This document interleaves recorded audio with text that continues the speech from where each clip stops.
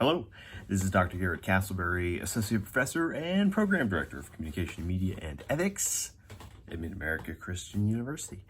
I'm here with a digital lecture that is co-created with our student body. Specifically, we're looking at some weekly discussion questions from readings culled from our COM 2143 course, Digital Media Literacy. And we're taking a look at student questions as we shift through the course, as we move into the new year, and we want to be able to answer some of the most thoughtful, kind of well-written questions, those that spark a clear and deliberate response, and I'll do my best to engage the students, the student body, and any of the audiences now in the delayed present, in the near and potentially far future. We'll see how long this thing goes. But we're looking at a couple of books, and I have one in my hand, but I'll have to retrieve the other one before when we break segments here. But one of the books that we're using in the digital media literacy course is a fundamentals type of book, but extremely reader friendly, and it's Writing Well in the 21st Century: The 5 Essentials from Linda Spencer. And this is one of those books, it's like getting the best tasting vegetables with your New Year's meal. This is a black eyed peas of content that we can offer up students. I think they've got a lot of questions that are language focused in this week, at least in the week 1 questions, and so we're going to do our best to tackle those in practical ways, and maybe first of all, this is a practical book because it's very readable, it's very reader friendly, but also it's flexible. It talks about, Spencer specifically writes about how language is fluid, and I will use that term several times to talk about language. But what we mean by that is it's ever changing, and there are different styles. Some that are very appropriate, some that could be inappropriate, and certainly context is something we always want to take into consideration. But Writing Well in the 21st Century hopefully gives us some advice and best practices moving forward. But I want to tackle some questions. I want to look at what the students are asking and talking about, and actually the other book is an updated edition of Marcel Danissi's Popular Culture Introductory Perspectives, and so I'll be fielding some questions from that text as well, and I'll have it in hand momentarily to when and if. All right, so let me start with a couple of questions from Aaron, coming out of the introduction of Writing Well, the Spencer text. Thomas Edison once said, quote, "Invention is 2% inspiration and 98% perspiration," end quote. Is this true? What does it take to be a great writer? And I think the point of that quotation is about self-discipline at its heart. And another point is that we can't be led by creativity alone. And let's face it, not all of us are creatives, right? As a practice, as a makeup of how we activate and practice our skills and skill sets. It is something that can be sharpened, though. It's something creativity and honed over time. But it's about discipline when we're talking about writing. It's not just about people that do have the haves and the have-nots of ideas. It's about discipline, and we've got to have discipline and routine if we want to get better at something, anything, but not just better, not just more efficient. Right? How do you crank something out in a timely manner? And I think routine and repetition and the self-discipline it takes to be consistent in those is an appropriate response there. In American English also creates new words as people invent new objects and as industries flourish. How do people come up with words like Google or robocall or even mashup? Okay.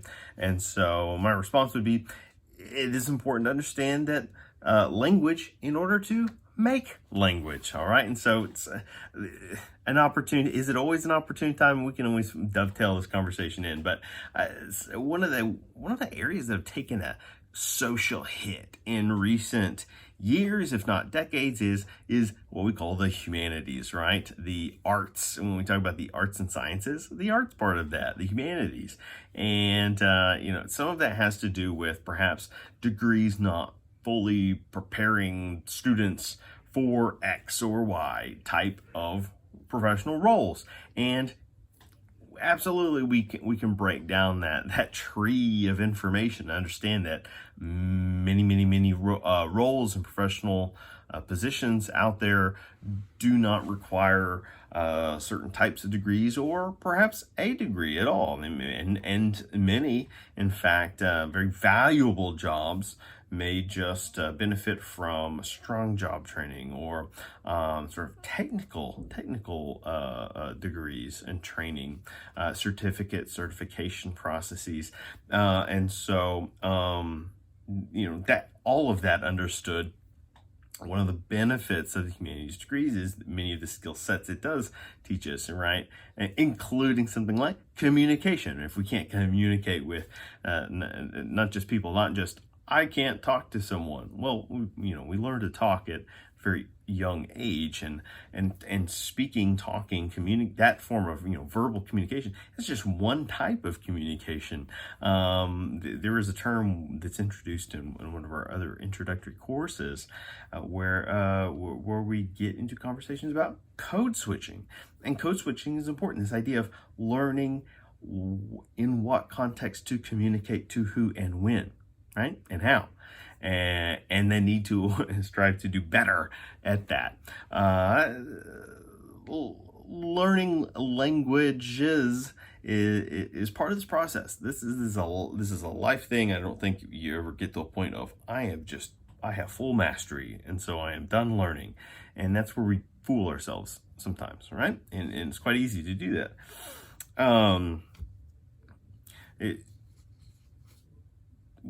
Language, it'd be helpful to say, isn't just broken down into English or French, right? Spanish, and so on. Japonese. But we can recognize different linguistic sets, right? There are rules of grammar. At MacU, for example, many of our courses stress APA style, and that is an academic form of style writing. Well, academic style writing is a type of language subset, okay? And so when you go into work at a company or corporation, they're going to have an employee manual, and this employee manual may have many detailed terms of agreement for you as an employee, and this is the language of the company, the language of the corporation, and so what we need to become open to and adept at is recognizing language sets, being salient enough to acquire these when necessary, when beneficial to us, and working from there. And so people that understand language and how we use it can then play with that form, and so we get this advent of terms and language. And language is, as I already said, as Spencer writes, fluid, right? Just as the rules of language might be fluid, so too is language, and we'll continue to see it changing over time. Yeah, let's move on to a couple of questions about punctuation, the choices. Continuing with the Spencer book, First, too many exclamation marks can weaken your writing. How many is too many? Is this a matter of opinion? And let me answer the second. You know what? the second one, my opinion is a largely shared opinion. And now I'll move back to that first. How many is too many? My answer is one. And one exclamation point is too many most of the time. I think we get really comfortable using that when we're doing things like expressing urgency in text messages, private text messages, group text messages, or social media. We're very excited. See what happened, see what I did. And that is a completely different context, okay? And while we might be using exclamation points to further our message online, in social places, we're trying to shouting for attention in a digital space. What you do want to do is back way off of that. In fact, back off entirely in professional settings. And one of the technical writing areas we'll practice the most in professional settings is email. It still remains this kind of predominant norm in business settings. Be emailing people all the time, and you say business settings. Right now, we may be in an educational setting, and that's just one practice realm for what we're going to continue to do the rest of our life. But the big misinterpretation is you don't want to be perceived as shouting at someone. That's exactly what an exclamation point is. And guess what? If it implies urgency, kind of like a fire alarm, for example, you don't go around pulling those fire alarms all the time, right? It is for special purposes only. It should be reserved. If it's not, if you're exclamating all the time, and I might be doing some language manipulation myself here, then the exclamation point loses its potency. It in effect loses its purpose, and do we want that, right? And so one is often too many. Follow-up question: what is the most common error when it comes to punctuation? I might suggest the exclamation points, especially in professional emails or something like even student emails to faculty. Just the way I think we confuse its discipline and purpose with how we apply it. And something else I certainly see a lot of, though, more common in addition to the exclamation excess, is no sense of where and when to use a comma. Commas can kind of fumble in and out of usage, at least something I see from time to time. Looking at our Danisi Popular Culture book on page 8, new question. The book talks about blending with the youth culture. It talks about how the younger generations create new trends as they get older, and it carries with them into adulthood.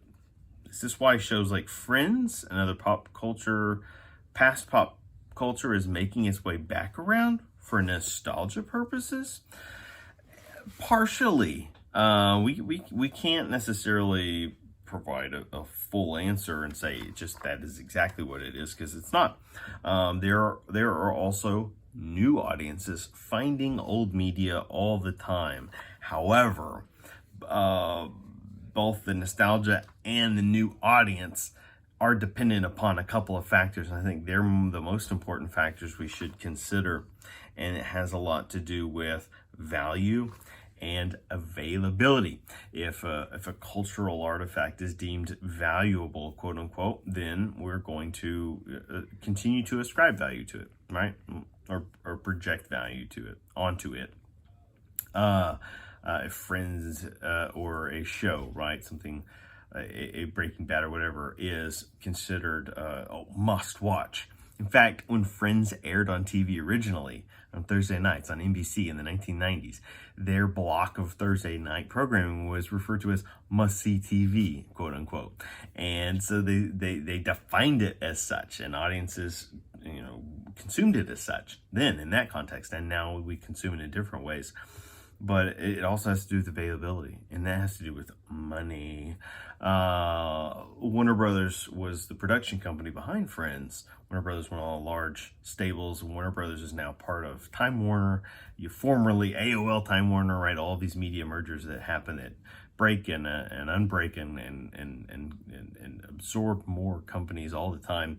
But they want their product out there and circulating, because guess what that is? That's revenue. That's cultural relevance, and it reflects back on the company, and that is a positive impact on branding. So